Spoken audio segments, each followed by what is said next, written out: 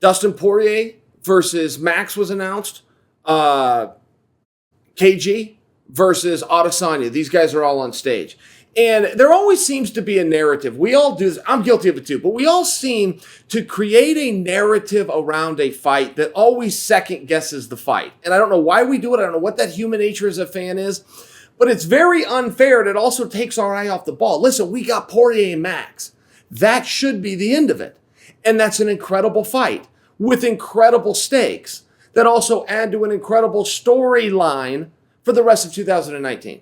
Okay, if the interim champion, which is what this is to decide, is to then go on and fight Khabib, and then you've got the mix with Conor McGregor, and you've got all these great things that you could look forward to and start to foreshadow about. Okay, well, instead of just enjoying this wonderful gem that got dropped on us unexpectedly, I might add, because Max is moving up, right? That's a parody that we really didn't even fantasize about until recently, when some of those rumors started to come out. And when they did come out, we never thought about Poirier. Well, that makes all the sense in the world.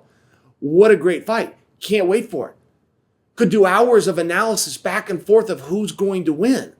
Instead of that, the media comes out. But I was with the media on this one. They came out and they started asking questions about, well, why isn't it Tony Ferguson? And we seem to do this every time. We seem to second guess it every single time. As the media, we don't want to anoint somebody or give them the votes or the acknowledgement that they are the true number one contender. We never want to do that. But the second somebody else gets the opportunity, then we try to come out with the narrative about that should have gone to this guy. Well, where were we before? And I'm saying we because here I am making media for you guys, right? So I guess I'm involved in that too. But it is a fascinating piece of the psychology of the fan. And so, okay, let's deal with it. We shouldn't be dealing with it. We should be looking forward to Max and Poirier and the title that's on the line and the story that goes from there and the story of what happens at 145. Does Max accepting a title fight with Poirier, okay, is that paramount to Max relinquishing the 145-pound belt? These are the things we should have talked about, but we didn't. We talked about Tony Ferguson, and the question was answered. Dana White said, look, he was offered the fight. He said no to the fight. We moved on. We seem to keep getting in the same car, guys, and we seem to keep running into the same wall, never taking away the lessons that are learned, okay? Fighters throughout time have been offered fights and opportunities that they've said they wanted and that the people, the media, the fans, have agreed with them that they have earned and deserve. The fighter then says no to the fight for whatever reason. And sometimes I see us getting lost in the weeds of some reasons we think are really good. Well, he was hurt. Well, that is a really good reason. Well, he was sick. Well, that is a really good reason. Sometimes it's a contract dispute. Sometimes we don't really like the reasons. Sometimes he wanted to go on vacation with his family and the dates just didn't work. We hear all of these things, but at the end of the day, why do they matter? Why do we keep getting in that car and running into the same wall? Here's how it works. Phone call, offer made. Take the response, and then we have to work with it. The response is either yes or the response is not yes. It's not yes or no. It's either yes or it's not yes. The person making the call is only listening for that word yes. And if he doesn't hear it, he has to move on. He has no choice. And some of the fighters will come to you with very good, and I don't bring Tony into this to second guess Tony Ferguson at all. I feel very terrible about how Tony Ferguson's last couple of years has played out. Right, he loses, he's no longer world champion while in a weight class that nobody beat him in. I mean, you see the problem? So none of this is Tony Ferguson. I just use him because it's a name that you guys will recognize when that phone call came. I don't know what was said, but I know it wasn't yes. Something that was said that was not yes. So you have to move on. Now, did that insert Poirier? I think so. Or is that where Max came in? Not totally clear.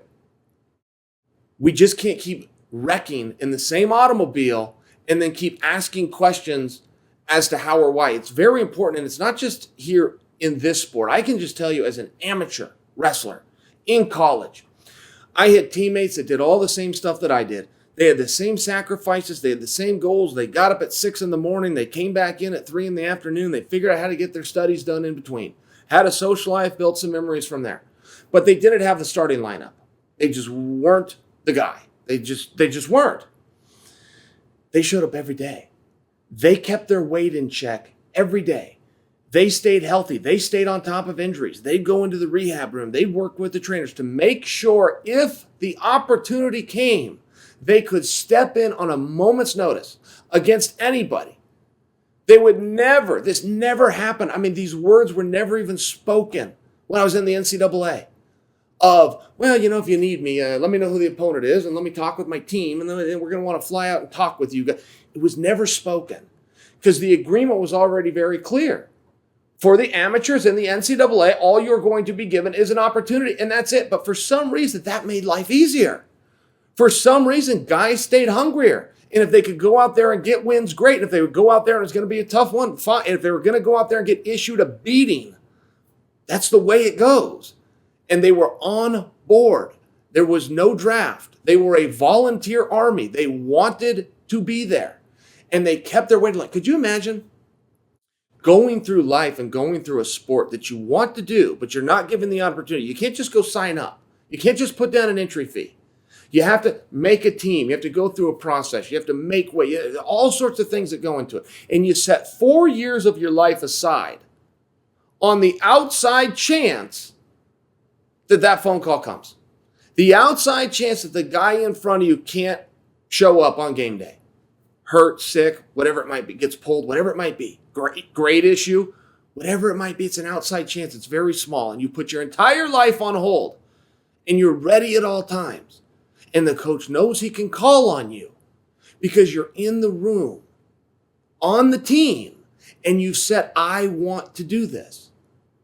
I can just tell you in the NCAA, when those calls came, as rare as they might have been, the guy always stepped up. Every time there was never a question. It was always yes. It was never not yes. Now you get into the professional ranks where now all of a sudden you can start to get pats on the back. You can get people watching you and observing your work. Very rare thing to go through in life. Very rare thing that you go out, you do your job, even if you do it very well, and somebody tells you, good job.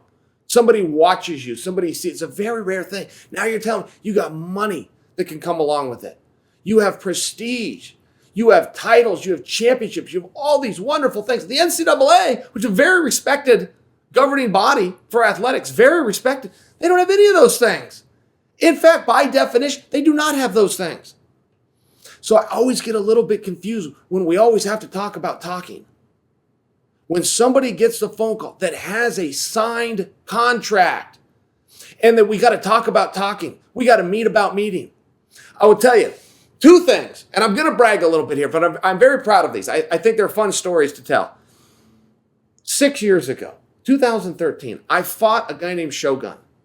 Right now, 2019. Right now, in this point in time, I've never been offered that fight. I have never accepted that fight. I read about that fight in the media. I read that that fight was announced. Somewhere along the way, they forgot to contact me. I love that story because I'm proud of myself. I think that's the way that it should be done. I'm in a little bit of that right now. I just read on ESPN.com, pretty good source, by the way, Errol Hawani puts out that I, yours truly, will be fighting Lyoto Machida this summer. Nobody's offered me that fight. Nobody's called me for that fight. I haven't agreed to that fight. And guess what? If I read another piece that says a little more than this summer, it says an actual date, it says a venue, I will show up that venue. When my music hits those speakers, I will make that walk and I will fight that guy. Because that's what I signed up for. That's what I want to do.